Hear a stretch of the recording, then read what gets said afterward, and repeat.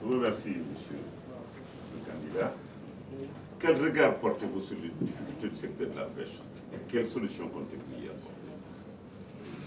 Il y a deux difficultés dans le secteur de la pêche. La première, c'est la corruption au niveau du ministère de la Pêche.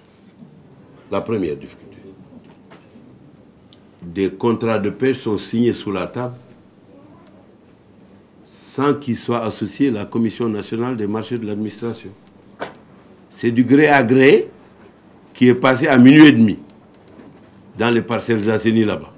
Le ministre ne reçoit pas chez lui, il reçoit aux parcelles assainies chez une cousine ou chez un cousin avec une voiture banalisée.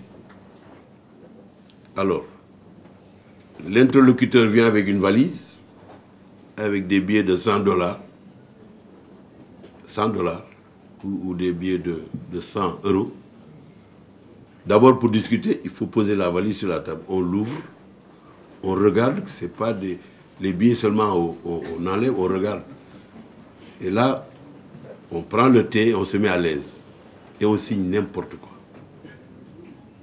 Parce que jusqu'au 6e mille marins, il n'y a pas possibilité d'appliquer les accords de pêche signés avec autrui. Les 6 premiers 1000 marins, vous multipliez par 1,8 km, vous avez tout de suite la distance. Ça, c'est la zone exclusive qui est protégée pour la pêche locale, pour les petites pirogues. Au-delà du 6e mille marins jusqu'au 18e mille marins, on peut pêcher certaines variétés. Il y a les démersaux, il y a les pélagiques. Ça, c'est les accords de pêche. Et au-delà du 18e mille marins, jusqu'à la haute mer, on peut pêcher ce qu'on veut, sauf les espèces protégées, parce qu'il y en a. Elles se situent dans les massifs marins qui figurent dans un document que le gouvernement sénégalais a, qui indique où se trouvent les massifs marins où les poissons se reproduisent. À 6 km autour, on ne doit pas pêcher. Évidemment, quand on signe un accord de pêche au parcelles assainies chez la cousine de la femme, à minuit et demi, on permet tout. Et c'est pour ça que... Parce que le poisson ne se reproduit pas en haute mer. Il se produit là où il y a des massifs marins, ou alors pas loin des 6000 marins, parce qu'il y a des pierres. C'est là que les poissons frayent et se reproduisent. Évidemment, il faut avoir négocié des accords de pêche pour savoir ces données-là. J'ai négocié ça plusieurs fois avec l'Union européenne quand j'étais ministre des Affaires étrangères. Alors, il faut interdire les contrats sauvages. Mais dans un régime politique où la corruption est la référence fondamentale, eh bien, le secteur de la pêche est un secteur riche pour les corrupteurs et pour les corrompus. Il faut mettre fin à cette situation-là. Ensuite, il faut imposer le repos biologique de 1 à 3 mois en fonction des variétés.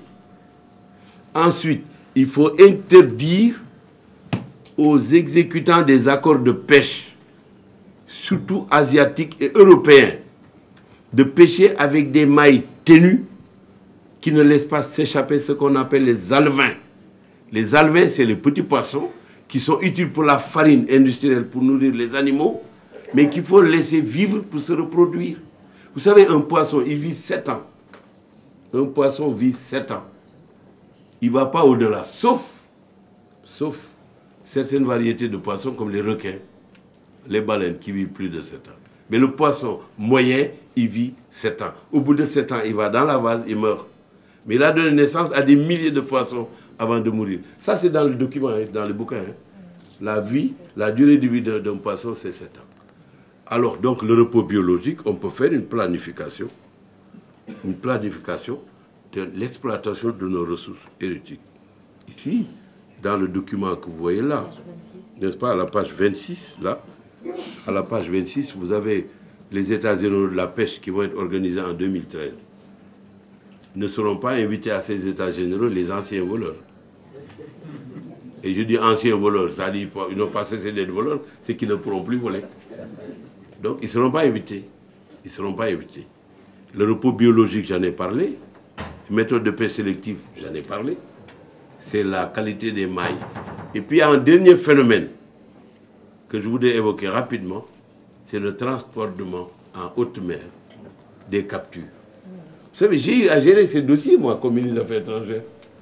Vous signez un accord de pêche selon lequel, au terme duquel, un bateau doit pêcher un tonnage donné et le déclarer ici par voie de radio, ou s'il fait relâche pour prendre du carburant ici au port, on vérifie. Mais qu'est-ce qu'ils font? En accord avec ceux à qui ils ont donné les dollars ici, ou les euros, ils pêchent 3 fois la quantité et ils font venir des bateaux par voie de radio. Ils transbordent la cargaison sur ces bateaux-là qui ne sont pas déclarés, qui ne sont pas vérifiés. Ces bateaux s'en vont avec la cargaison, ils repêchent le même tonnage. Ils le font 10 fois en restant sur place.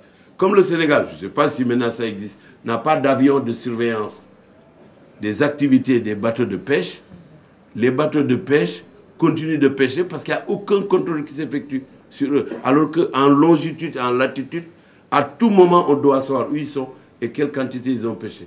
Donc il faut réformer le système, mais pas avec des voleurs. Ceux qui sont là actuellement, c'est tous des sésames, ouvre-toi, n'est-ce pas, avec les 40 voleurs, Alibaba et les 40 voleurs.